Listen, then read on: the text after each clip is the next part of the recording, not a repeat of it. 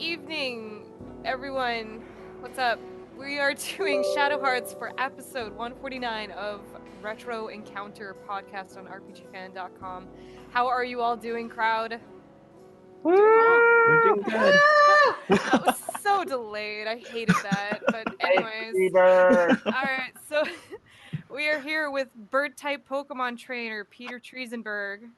Hi, I'm Peter Triezenberg. I have theory on the boards we don't use anymore, and my favorite Pokemon is Skarmory. Is that a bird type? Yes. Apparently, yes, it's a flying steel. All right, I thought you were no. into birds or wolves. I forgot which one it was, so I lucked out with the birds. I can do both. Anyway, so we're also here with water-type Pokemon trainer Tris Mendoza. Hi, everybody. I'm Tris Mendoza, and my favorite water type is Vaporeon. Good choice. Majestic AF. Yes. And we are also here with the Celeste to my Tina, or Tara. Sitting across from me, approximately 1,500 miles away, is Hilary, Andreff, and I am Sybydlo. Aw, good to be with you. Yeah, so we are covering Shadow Hearts. We did the second game first, so it's only right we go back and do the first game now. I guess it was a popularity contest after all. But yeah, I think Shadow Hearts Covenant is the more popular one. So let's talk about the first game. The one that's... I actually like the first game a bit better than the second one. I don't know about you. I don't have the context because I only just got all the games, thanks to you, Steph. So, oh, I forgot about that. You're welcome. Very much appreciated. Thank you. Yeah. But okay, that's great. Yeah, I tracked. So I think I told this story at another podcast, but I'll do it here anyway. I tracked down Covenant at a used game store, and I was lamenting on Slack, "Hey, I got Covenant! Yay, I'm excited!" But now I need to track down the other games. And like a few days later, I got a package in the mail from Canada, and I'm like, "What the?" Opens it up, and both games come out, and I'm like, "Steph, you didn't have to do." But appreciated. I don't know what happened. I've since destroyed those brain cells, but yeah, I totally spaced that I did that for you, and I'm happy. Please tell me what you think about it, I guess, right now. I really like it so far. Yeah, okay, so we did the first half of the game, so we finished the up until the end of Asia continent chapter. Yes. So there's sort of like a end of disc one kind of story bomb that they drop on you, so we stopped there. Right. So this game came out really early PlayStation era, right? Right, I think so. PlayStation 2. Oh my god, it released on my birthday! That's so exciting. Anyway, so it was out on my birthday, June 28th, 2001. I did not know that, so clearly it was destiny with cancers, Zodiac. And it has music by... Did Yasunori Mitsuda do it? He did some, yes. Yes, he did some. Yeah, okay. So anyways, it is a semi-historical game. There's a lot of creative liberties, and it's set in late 1800s or early 1900s? The early 1900s. Yeah, it's early 1900s, I believe. Okay, yeah, the story goes as far back as the 1800s because lots of story in this game. It's a very plot-driven title. It's like right on the World War. So it takes place early 1900s, World War I era, Asia and Europe. Yes. And that's really cool to me. I think that's an immediate draw. I really love real-world setting games. You don't see that a lot in RPGs, and like JRPGs in particular tend to like have like fantasy settings or sci-fi. Like Persona 5 is a lot of fun because you get to use cell phones while you're saving the world. Earthbound is just crazy fun, crazy easy to relate to as a kind of arcade and 90s aesthetic and burger joints and hospitals and all that is kind of fun to walk around. You relate to it. And even those two, I mean, there are magical elements, but they tend to skew a little bit more realistic, whereas Shadow Hearts has that horror in there, along with the real historical events. What's the word? Lovecraft, right? Yes, Lovecraft. The first game. Yeah, so I think even one of our RPG fan reviews actually said this game oozes atmosphere, and that's my favorite thing about Shadow Hearts. Mm-hmm. Yeah, the atmosphere is like probably unlike anything I've ever experienced. It's like, because it has got that like Lovecraftian horror gothic vibe going for it, in addition to having a local setting and a really sardonic edge to the whole thing. That's it's. I think I had it described to me one time that Shadow Hearts, the series, is like the Evil Dead movies. In that the first one is mostly horror, the second one is a blend of horror and comedy, and then the third one is just goofy. And I'm like, that's true. Yeah, it gets really, really silly. There is that transition. On. I don't know if I like that. I kind of really like the tone in the first game the most. So I don't know. Maybe I'm being a bit of a brat, but I did get into this game really, really late. I only played it for the first time like a few years ago. But I loved it so much. Age did not matter. It was so nice. Not Evil Dead, but I heard someone else review it and say it was Final Fantasy VIII meets Devil May Cry. That's a comparison. I like that one. So yeah, there's like a lot of the drama and a lot of the horror. So it's kind of interesting. I guess Yuri does kind of look like Squall if you squint a bit. Yeah. Oh, the CGI on him is so awful. It is really awful. Like the oh my god! I thought when I saw Yuri. Can we talk about that opening FMV, please? Yeah. Okay, yeah. I will say I think it's a really strong opening. Awkward CGI aside. It's cool, but man, if Yuri's animation and the voice acting is like, what is up with that girl? He's really like loopy when he runs. It looks really silly. And then he like gets the arm. That's also true. He really swings his hips like. He's like sashaying for the crowd. Like yeah, run cycles in the PS2 era were hilarious. Well, then like he loses his arm and like in the FMV he just kind of like Piccolo reattaches it and then like does this like jerky little shrug. Yes. Like, come at me, bro. But I totally got what it was going for. Like, I love how it starts. You start on a dark, stormy night on a train. Someone's in trouble and you break in there. Right. You don't even have a name yet. You're just starting to slay demons on a train, and you fight a man named Roger Bacon. No. I'm sorry, Roger Bacon. Yes, Roger, so cool. Roger Bacon, actual historical figure. Yes. Yeah. English philosopher and Franciscan friar who placed considerable emphasis on the study of nature through empiricism. Sorry, sorry. Oh my god, yeah, so you meet a lot of interesting historical figures throughout the game, and they take tons of creative liberties, but it's a lot of fun. Not to be confused with the Roger Bacon from Kudelka, who is really old. Yeah. Oh yeah, we didn't forget mentioning Kudelka, did we? Oh, we did not mention Kudelka. So yeah, for the very well-knowing fans, Kudelka on the PSX, the game that like 20 other people have rented on this planet. Sorry. So we have 3 of them here today, and yeah, Kudelka. It was the PSX game that came out before Shadow Hearts, and they are connected very loosely. Yeah, and if you want to talk horror, I mean, Kudelka sometimes plays a little bit more like a survival horror game. I think it's even a part of that continuum toward comedy. Yeah, that's right. Kudelka was really silly too, right? It had a bit of wit. It did. It had really witty dialogue, but it also had like a lot. It was in one creepy monastery the entire time, one setting. Yeah. So it was very, very horror driven. It definitely was. I mean, it starts off with like pretty much you don't even know what's going on. First of all, you don't have really any idea why you're there initially. So you're pretty much from the very beginning, pretty apprehensive about doing something, and then things just start attacking you. And so, yeah, it's I think out of the series, quote unquote, Kudelka would be for me the most horrifying in that regard compared to Shadow Hearts. Yeah, because then, like you said, they kind of changed their tone, like very, very slowly as it progressed. It went from pretty dramatic or horror to comedy. Yeah, pretty much. It definitely shifts tone from. I've never played the last one, which is To the New World. I think I've never played that one, so I can't say anything about it. But from Kudelka all the way to the Covenant, it does get a lot lighter in that regard. And but yeah, so that's why it's interesting though. I love all 3 for their very different reasons. I think Shadow Hearts. For real, yeah, very different games. Exactly, it's definitely different, even though they're all connected. But I think Shadow Hearts has a special place in my heart, just because I think it's one of the first games I played with that modern setting, with the alternate world setting. And I thought it was pretty refreshing since I've been only playing back then RPGs that were, set in fantasy places. Mm-hmm.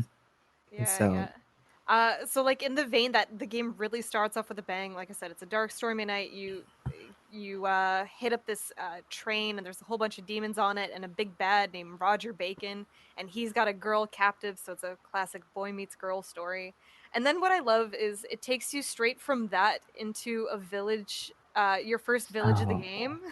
Oh yeah. And it's a village full of cannibals. So this game is totally steeped in its like demonic spirits, and all sorts of bad things.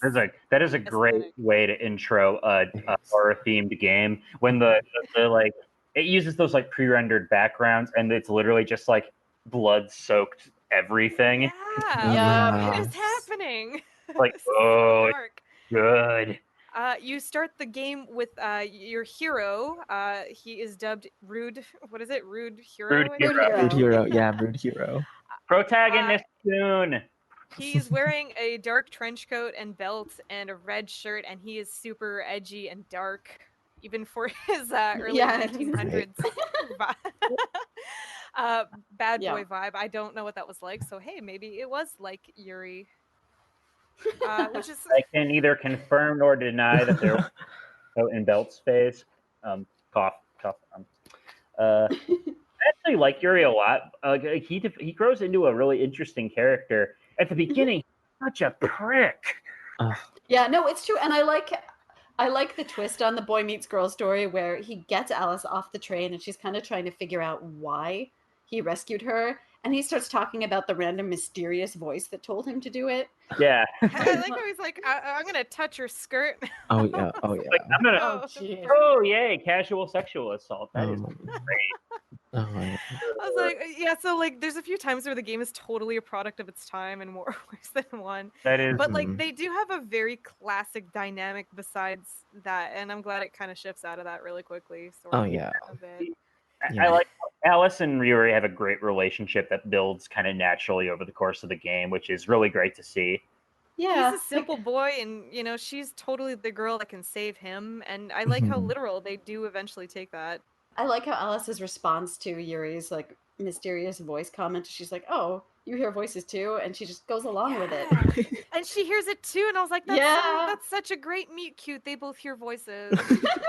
When you know it's true. But like, I do like that you can actually hear the voice talking to him. I didn't hear it the first playthrough. No, if you listen, well, you totally can. Yeah, and it's very soft and very subtle, but it sounds so cool.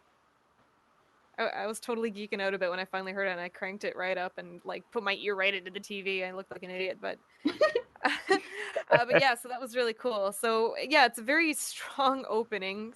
Starts on a train, then a cannibalist village, then you're you dart off to a Parisian town or something like that.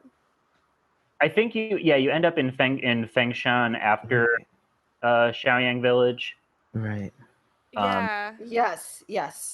It's I forget the sequence of events, but it's very exciting. It's very like fantasy anime. It just really jumps from one location to another every episode. Right. Some new problem, dilemma that you have to solve. Yeah. Right, a problem that requires you to move somewhere else very quickly. Exactly. Yeah.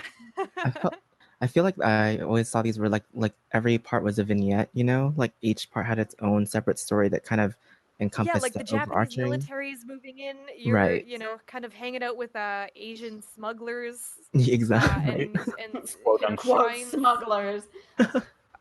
And restaurateurs. I forgot, you're in some sort of club, but yeah, like it just moves around from episode to episode, and you find some new cool story detail or character detail about everybody from each place you visit. Like, it is such a cool game. Well, and it is interesting how they're all kind of like slightly self-contained stories. Like you have you have Xiaoyang Village, and that's a whole kind of like almost traditional Asian ghost story, kind of like it's slowly revealed that these people are cannibals, and super, super creepy, and you can't leave. And that's where you meet. I think they introduced like a lot of real world spirits, like a lot of well-known, already existing myth and mythologies, right? The enemies, yes, enemies, definitely. Yeah, the enemies, for sure. Oh my god, the enemy design in this game too is just totally off the hook. They're all so creepy. It's none of your like robots or like beast monsters. It's like body horror monsters. Yeah, it's like Triezenberg field day with this. Yeah. Yeah, it kind of did. Wow, I didn't think about that. That really works in the Cannibal Village for sure. It really does. So while you're in Cannibal Village, you meet two new characters. One is a masseuse who introduces some cool gameplay mechanics. He is. So one thing I like about Shadow Hearts, some of it is kind of dubious, but overall, I still kind of like they include it. Is they have very flamboyant characters. They're very interesting, and this one is a very flamboyant masseuse who I guess really happily massages you. It's a little odd. He's not as excited to do the female characters as he is the guy characters, but I guess it's all in good fun for the most part. Yeah. My problem with the acupuncture thing is that it's like you can't take it back when you get a new weapon. Oh no. No. Yeah, that's so frustrating. When money I just went with it. Yeah, I don't know. So I eventually it's just like there's no real point to doing this. We should we talk about the Judgment Ring? I think we probably yeah, we should talk about the Judgment Ring. So what the Judgment Ring is during every battle does somebody want to explain it better? Yeah, so it's a ring pretty much, and there's pretty much indicators where you need to hit the ring for your attack to actually work. So there's orange, which hits, and then there's blue, which hits for more damage. And so if you miss, for critical, no, because strike is critical, and that's actually more random than damage. Yeah, and so if you hit as soon as you hit outside of the indicated areas, then your attack automatically misses. You can hit up to 3 or 2 depending on the character's ring setup, and pretty much it's a good way to keep the battle more interactive because you can't just mash the A button or the X button. Sorry. You kind of have to pay attention to where the ring is at all times. There's a bit of a timing element to it. Definitely. Mm-hmm. Everyone's ring is a little bit different, so you have to get used to it. Like when you get a new character. Exactly.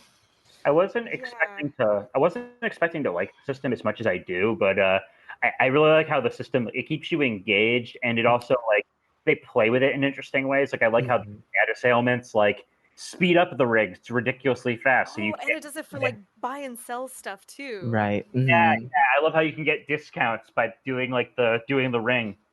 Yeah, so literally the Judgment Ring governs all. It is how you get like some of the best weapons as well, and it's actually surprisingly frustrating and fun at the same time. Yeah, I was so used to turn-based battle systems that when I was introduced to it, I was like, oh no, this is too much work. But when you get after the first few battles, once you start getting used to it, it's like a rhythm game for me. It's like okay, and then some others have different rhythms to it. So it's like trying to get everyone. Do you think that sort of works into the battle system? Is that it's very percussion based soundtrack during the battles? I think so because it's for sure because I use actually the music to actually help me time my hits every time. So I found myself doing that. Yeah, and so I love the first battle theme that. Definitely. But I will say that some are off rhythm, which makes it hard. Which was why using some characters are more difficult because like Ju Chen's Judgment Ring is offbeat a lot of the time, so you have to hit. It just I always mess up the most with him, and I'm like, oh my god, this is but. He's such a good character though, and I loved keeping him in. Oh yeah. So you meet Zhu Zhen and that masseuse fella. And so one thing that's cool about the masseuse thing is that items in this game or massaging increases your Judgment Ring sizes. Yeah. I think that's such a cool system. It is. It's neat that you can kind of customize the area and the like stronger hit area both. Yeah, and do you increase the size of your safer bet or increase the size of the smaller critical set, you know? Right. And do it one and offset the other. That rewards if you're good or bad at that. If you're good or bad at rhythm-based games. And doesn't the masseuse also? He's the only one that can switch your characters, isn't he? Or is that not? Yeah. You have to talk to him to switch your character. That's right. And that's what annoyed me, because I was just like, that was one thing I didn't like, because he was also the character to go to if you wanted to switch your party formation. So if you don't like your party, you're kind of stuck until you find him again. And for the most part, though, I liked every party member. Yeah, no, that's what I liked. Every party member was pretty balanced in the end, so that even if you had to use some characters, it wasn't like, I don't want to use you. That comes up a lot. There's one segment, like almost to the halfway point, kind of close to the halfway point, where that becomes a huge thing because the party split up. But I think we'll get to that more later. Oh yeah. Oh yeah. Oh yeah. Oh yeah. That was a great sound. Okay, yeah. So, okay, the game really jumps around. So, so Cannibal Village. Then you're in your obligatory sewer dungeon. You're in a coastal, very traditional Chinese set village town where you have to solve a kind of ghost mystery. You end up kind of running away from a few like military officials in a big city, and you're actually escaping on a plane. Like, it does it all. Like the tiny Bronco if it was broken. Yeah, yeah, it had its own tiny Bronco segment. You visit a very cool, bustling early 20th century Chinese city. Which one was it? Sorry, Shanghai. Shanghai. Yeah, Shanghai. Oh, it's in Shanghai. What's the name of the town, though? I remember the name of the town. Yeah, and you visit like very, cool temples, ancient caves, so many gross places, and I love it. RPG World Tour. Yes. Yeah, it's an actual world tour, and it's actually really cool to see some of these real life settings as well. And real life elements. So I know they use the 4 cardinal direction beasts. And that's actually what ties all the locations together, because there's one of these cardinal direction beasts is supposedly like one's in the coastal town, right? So you're Yuri and Alice don't fully know what's going on at first, but they're actually kind of going to those locations because trouble's happening, because there are issues with those cardinal direction beasts. Right. Yeah, the villain's trying to gather them for his ultimate evil magic ceremony thing. Mm-hmm. Yes. Demon's Gate in and of course, like along the way, you make all these cool and interesting friends. So I mean, you got Yuri, who is the quote unquote rude hero. He's got a bad attitude, and he always comes in fist first. And then you got Alice, obligatory love interest, who is sweet as spring rain. She's never angry. Her skirt rides up a lot, and it's kind of funny. I could keep and she's like the best healer on the planet, because of course you can keep a running tally on how many times she gets kidnapped. Oh yeah. In trouble, and of course Yuri's there to save the day. You have Zhu Zhen, who is he's a monk, and he's got ties to Yuri's father. So and then you got Margaret, a secret spy who decides to help you out, and then you also have like this whole Japanese military coming in, evil smugglers and other do-batters, and then you have Roger Bacon at the head of this. Like, it is just a big, expansive venture, and you meet fictional and non-fictional characters. Yeah, it is really surprisingly expansive, because you have Yuri's kind of personal subplot, right, with his father, and his whole issue, along with the mysterious voice, is the graveyard, right? Yeah. Oh, that's so weird, that place. Like, right, that graveyard. Yeah, amongst everything the game already throws at you, you go to this place in your mind, this mind place called the graveyard. Right, and that sort of ties into his ability to shapeshift into monsters, and the Zhu Zhen ends up being part of that, which is cool. But then you have the immediate problem with the Huai trying to do the Demon's Gate invocation, and basically it's interesting because he's trying to basically protect his homeland, and then you have the Japanese military who's interested in seizing power in China. So it's like 3 things they're juggling, and they're all interconnected. When I was playing through, it was really hard to root for a side, because you kind of understood every single aspect of what they were trying to do in a way. It was like, okay, Dewey was, pretty much your stereotypical villain at first, but then you realize he's just trying to protect his homeland. And then even with the Japanese army, with Kawashima. Oh, I love the general. Yeah, she was my favorite character, and she's my favorite character in Shadow Hearts. I love her so much. I love her development. I love her pretty much arc. And she's got such a small screen time, but every part of it and every bit of it makes it so good, and it makes me love Shadow Hearts 2 that much more for the route that it kind of takes with their storyline. Yeah, and shout out for having a female character in that position too. That's really cool. Yeah. Exactly. And I liked her because they kind of just portrayed her like, you kind of just seen her kind of like an iron wall at first, and then that iron wall slowly starts dissolving as you get through the story. And I think that's why I liked it, because they didn't kind of pat her out, you know. They just literally showed her in snippets, but those snippets were very revealing of her character and who she actually was. And she was very complicated. Yeah, she was. That's how it surprised me every time I play Shadow Hearts. I'm like, I always end up feeling drawn to Kawashima the most. And I'm like, I wish she was a main or playable character. That'd be cool if she joined your party. I know. She technically does in the second game. Oh, yes. I'm intrigued. Yeah. No, Kawashima is a cool character. I think it's cool that Margaret, the party member, is actually based on a real German spy. Yeah, that's right. Oh, I didn't know that. Yeah, it's loosely.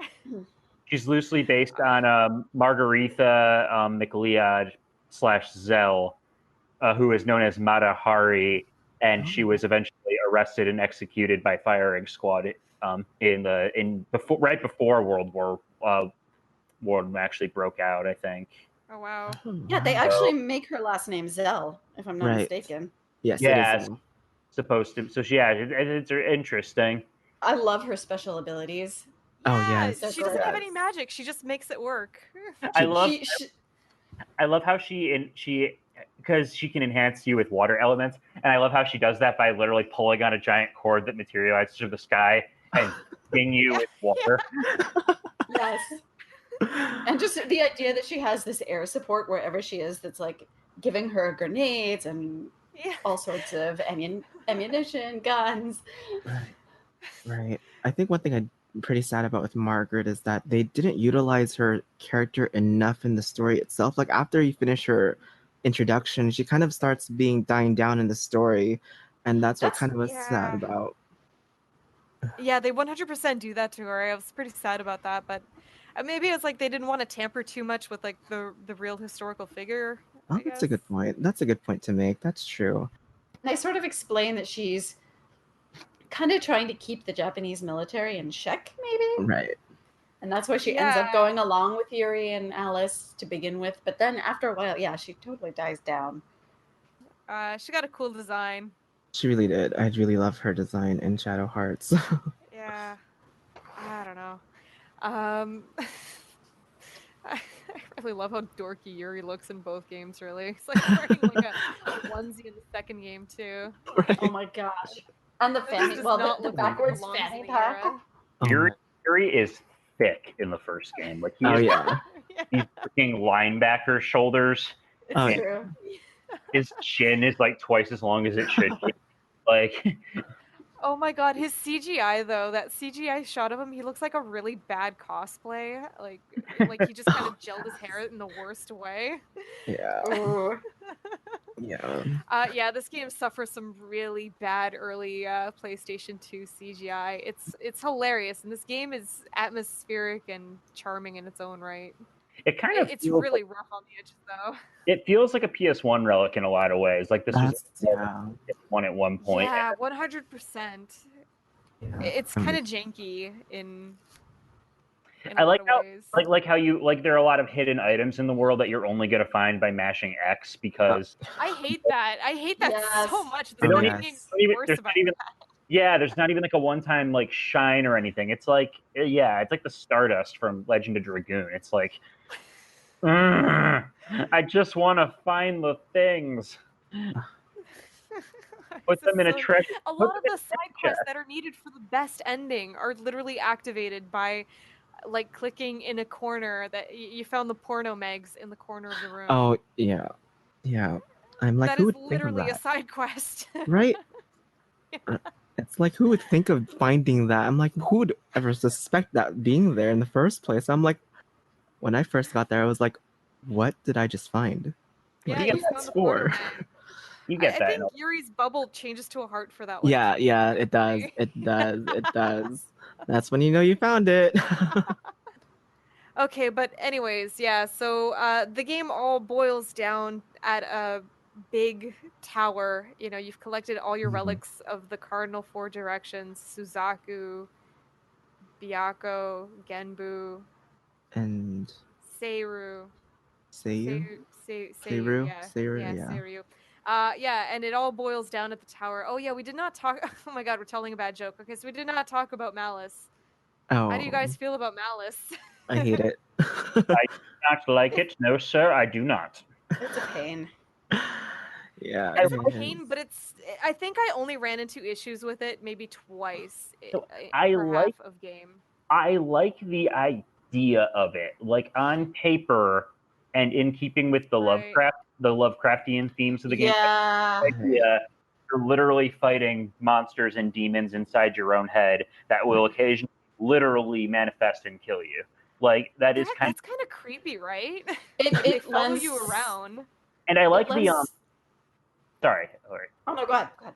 I like the sanity point mechanic in battle. We didn't for similar reasons. That's like where every turn you lose a sanity point, and you either need curative items to store it, or I think the only one who's really bad for that was the Alice. Alice, yeah. I have literally never run out of sanity, so it becomes one of those things where I get why this is here, but it doesn't affect anything. And the Malice thing doesn't really. It's cool, like as a concept, but it also doesn't really translate to interesting gameplay mechanics. It's just occasionally go to the menu to visit your mind graveyard and that part I found annoying. I'll agree with that. Right. Mm-hmm.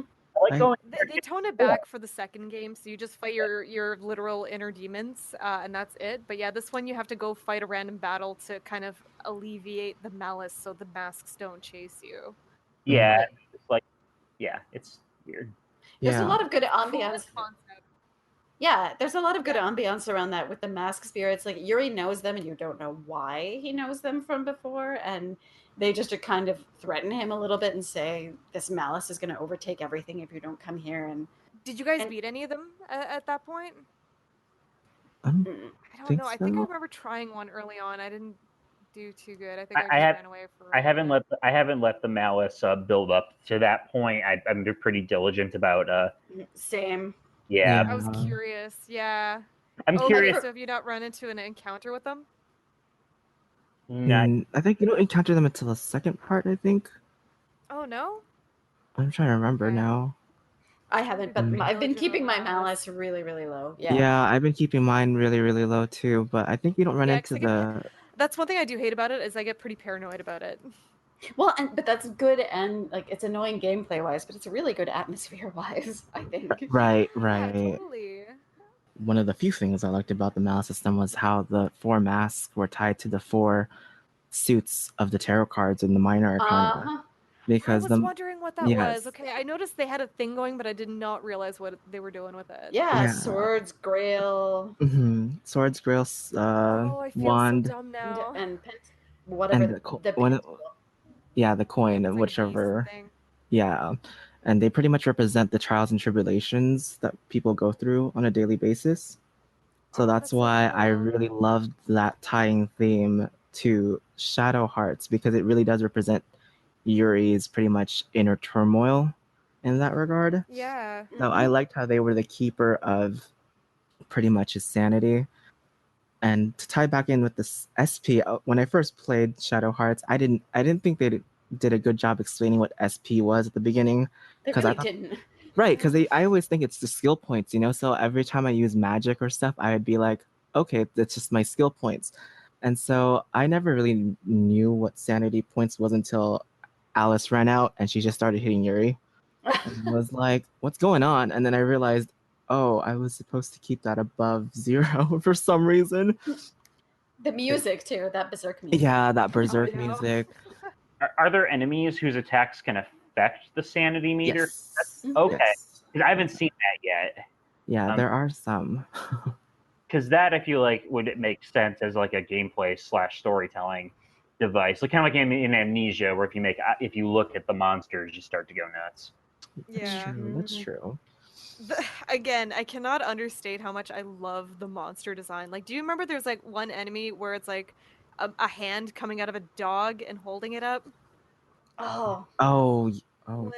Like, yeah, and then like the thing that you fight on the boat is sort of like just a giant, like fleshy octopus kind of thing. Yeah, it's yeah. really, really gross. It is really gross, actually. There's a few like nasty tentacle monsters. Yeah, it's just really, really gross enemy design, and it's really, really cool.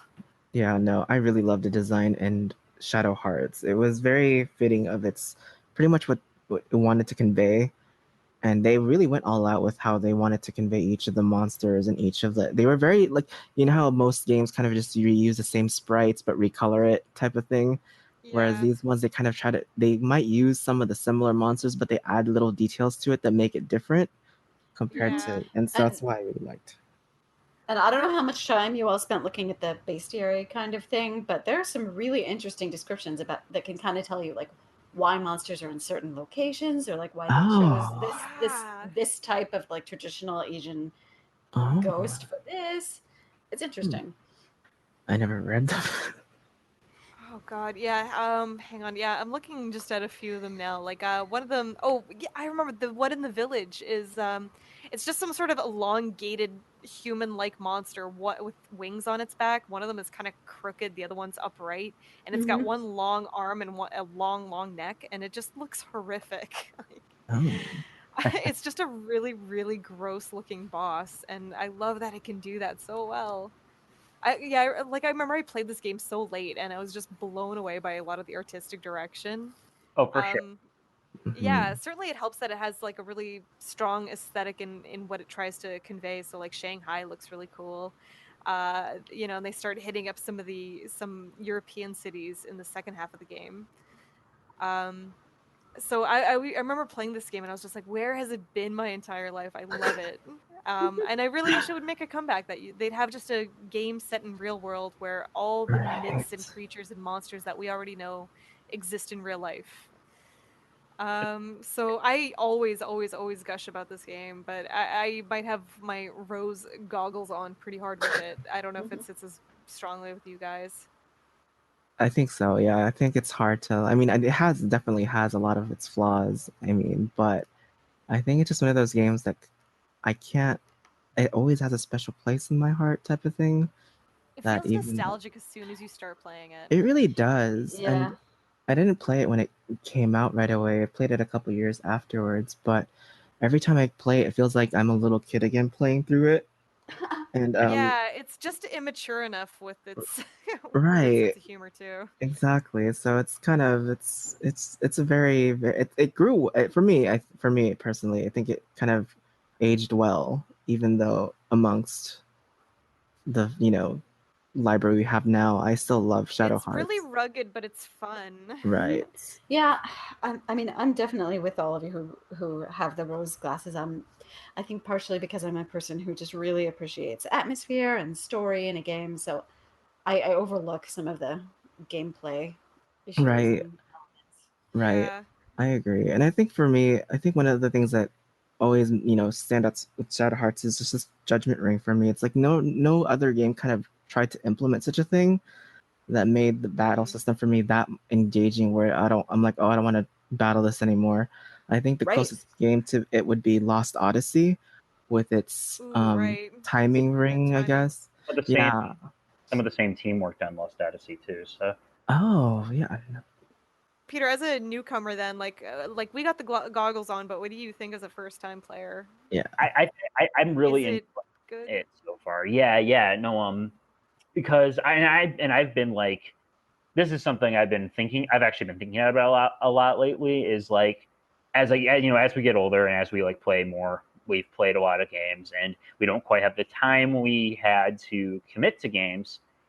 For a game to hold your interest, especially an older game, when a lot of these older games have a lot of obtuse mechanics or things they don't explain very well, or this hasn't aged particularly well, high random encounter rate, blah, blah, blah, blah, blah, for it to still shine through so much and still be so enjoyable is, I think, really a testament to how good Shadow Hearts is. And that in that regard, it holds up. Like, it's not the prettiest game in the world.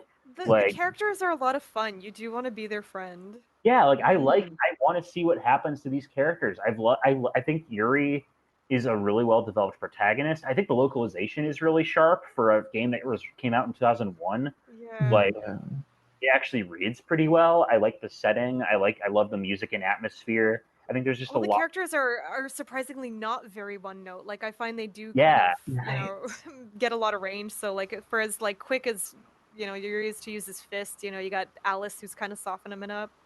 Alice kind of gains confidence as the story goes on a little bit more. Marguerite's just really cool, and she's kind of got her detective skills, kind of helping you and the party out when you really need it in a pinch. And Zhu Zhen is kind of a happy-go-lucky monk, but he's also got the dark past too. Yeah, and I like how they kind of their way of joining up on this mission kind of progresses naturally. Like Zhu Zhen, they're all kind of in it to for their own reasons at first, but then they're in it. But they're in it together, and they kind of get swept up in this whole crazy conspiracy. And like I just think I think Shadow Hearts so far it's a good old game. I'm really digging on it. It's doing more for me than a lot of more recent RPGs have. So I think that's a win in its book. The Temple Ruins dungeon can screw right off though. Yeah, that sucked. Yeah, yes. That really sucked. Oh hey, let's make your party the healer and the ranged attacker. Oh my gosh. And the two attackers together. Right. Yeah, no, you see the way it's split up and you just know that's coming, and it's like, oh, this is gonna be bad, isn't it? Yeah, that's when I first ran into the masks, I remember. The soundtrack itself too, I actually want to brag about too, because I always think it is really, really cool. A lot of the soundtrack titles too are really cool. So like I'm looking at the soundtrack here. So one of them is called Coffee with Bullet. Yes. Yes. The world map theme is called Blow Up. I don't know why it's just called Blow Up, but it sounds actually very cool. It's very atmospheric. It uses a lot of it does, I think, use the shamisen to kind of give it a bit of that Asian flair while you're kind of looking at the Asian world map. So some of the other songs are Bloody Kitchens. Hang on. Another one is called God Knows Bad News. Oh yes. One of the big battle themes is called NDE, Near Death Experience, and it's actually a really, really cool song. And they're all very rhythmic battle themes too, so it's a really interesting soundtrack on top of a really cool game. Yeah, I think that's one of the things that I'm happy about Shadow Hearts is that going back a bit to Kudelka, I loved Kudelka's battle music. And so Waterfall. It was so addicting to listen to, and it made battles so much more manageable or tolerable. Yes. But Shadow Hearts' battle music was pretty, I don't know, for me, on top of the Judgment Ring system with the battle, it was just, let's do this. Time to fight. Yeah, it all meshed so well. Yeah, a lot of boss fights were a lot of fun. The boss fights, let's see. I don't think, it's funny because I don't think they were that much. Did you guys find it difficult or no? I'm trying to think of. I think there was one. A few of the earlier bosses were a little bit difficult, but I don't know. I grinded at one point a lot. So yeah, the one at the top of the the Kuhai. Tower. Yeah. I think I was using a very suboptimal strategy to beat him, so it took forever. But at one point I just ended up using the Mind's Eye. I love that, like you get a lot of stats items in that game that make your Judgment Ring better. Or weirder. The Mind's Eye is an item that pretty much renders you blind for the Judgment Ring, so you don't know where your hit areas are anymore. So you're just hitting blindly and hoping that you hit the target or the indicated areas, but in exchange your damage output multiplies. So it's kind of a trade-off, and I like that because it's like what Hilary said earlier, your Judgment Ring is very customizable, so you kind of get to do it the way you want to do it. But so like it doesn't have a very complicated battle system, but the Judgment Ring is so weirdly effective, and you can even play the lottery with it. Yes, the lottery system. It's fun. I may have reset the game a few times to try and get items. So we forgot to mention in some of these, and even some of the really creepy locations, actually, there are townspeople who are they're just part of lottery members. They're part of the lottery. Yeah. We are like part of the weird sense of humor. Right. Yeah. And so many times you'll talk to them and they'll just give you kind of some normal dialogue, and then you'll talk to them again and they'll just be like, oh, okay, yep, lottery time. Do you want to play the lottery? I'm a member of the Hollywood cult. Yeah. Yeah, so anyways, the big conclusion at the top of the tower, I think, what was it? Like Yuri absorbs too much malice and gets super evil or something like that. Yeah, like they summon the seraphic radiance. Yeah, I totally blanked out a little bit when I was playing that part and played it previously, and I was just like, oh no, he's turned evil. Anyways, I guess we'll rescue him. So he kind of takes off like a bat out of hell and causes a bit of destruction, and it's again really bad CGI, but it's pretty dramatic overall. It is. You think you've won because because Joai's pretty much defeated and hasn't really completed the ritual. But then, I keep wanting to say his other name, but Roger Bacon. Swoops in. Right, I was gonna say. Yes. At the last minute, and things get really bad. Right. I actually think Roger Bacon's really cool. Like, despite the kind of goofy walk animation and top hat decide. Oh my gosh. But I actually thought he was a pretty sweet and intimidating villain. He's really strong. He kind of warps in, grabs his pal at one point, and warps out really quickly. Yeah. He threatens your pals. He throws monsters at you. Like, he's pretty badass. And he actually gets a pretty big role in the second game, too. Right. I always liked his interactions with Dewey. Like, oh yes. Yeah. He just totally lets Dewey think that, Dewey's using him, but all along, he's going to swoop in at the last minute and take all the power for himself. Right. But it's a different ritual. Yes. Yes. Exactly. Dun, dun, dun. Okay, one thing I wanted to ask you all about, I mean, I think we're kind of at that point.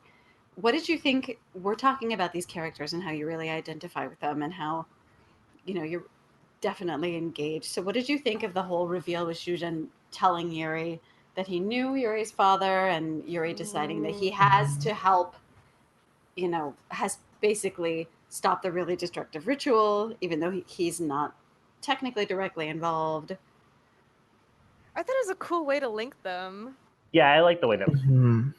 Because Yuri didn't know his dad very well, and he's kind of haunted by him in really weird ways because he's got his power and all that stuff. And I like that little flashback where you play as the dad too. Yeah, and I like that he's wearing that fox mask too, so kind of, again, adds a very kind of creepy vibe to Yuri's mental state. Yeah, I thought it was well done, and they're pretty believable for Yuri's character. I was just wondering, does Jujin ever exclaim when he first sees Yuri's power though? That's the one thing I was always wondering that I felt like was kind of missing.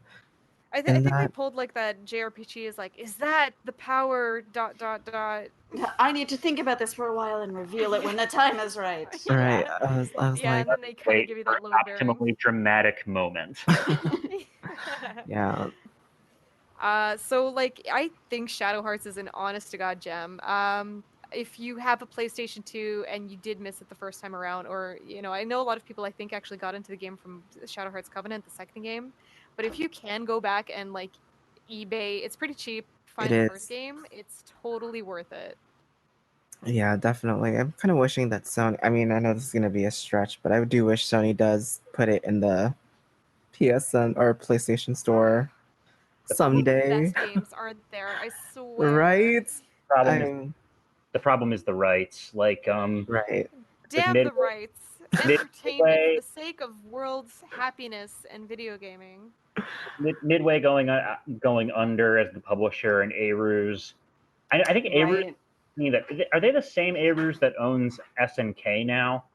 Because I know they make the Pachinko machines now, so I'm not sure. So is the game basically the IP basically lost to? I think the IP is essentially lost. this is one of those things about video game like preservation that our industry really doesn't do that it probably should, because you do end up with a lot of games like Shadow Hearts that are going to be they're going to be forever stuck on old hardware with increasingly limited copies. Like, and what happens when that's gone, right? Yeah. So depressing. Yeah, so absolute gem on the PlayStation 2. But yeah, I am so excited to take on the second half of this game, and I'm so excited to be on the podcast. And this is like one of those lame 11 out of 10 games for me, but there it is. It's okay. I'm with you there, Steph. I feel like it's one of those things. You're so kind. Of course. We gotta make sure that we keep Shadow Hearts alive, first of all. That's very important. Right. Now I'm all motivated to go find Yuri. No, I know, right? Yeah. I'm gonna go plug the PS2 back in. Exactly. You know, it's gonna be dramatic when he pulls his whole, like, you know, Terra Esper, like, you know. Yeah, that is what that reminded me of. You know, and he's got too much power, and he runs away. It's so cool. It's like out of your favorite Sunday cartoon, macabre cat cartoon. But yeah, it just strikes a really, really cool tone. And that's me finishing about bragging about it. Go play it. Or, yeah. All right. Yeah, so we got the second half of Shadow Hearts to do, and that will be quite excellent.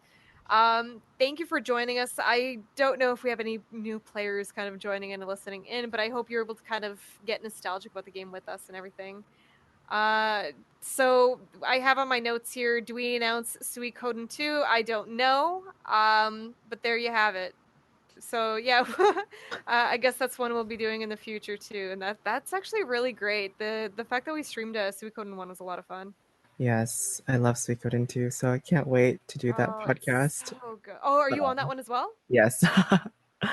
Yeah. Okay, that'll be great. Yes. And just a reminder too. Mike gave us permission, so we are doing next. Yes, guys. I wasn't sure, so I hope he's not like cursing in the background and he's muted his mic. He's like, "Damn it, girl! What have you done? The master plan."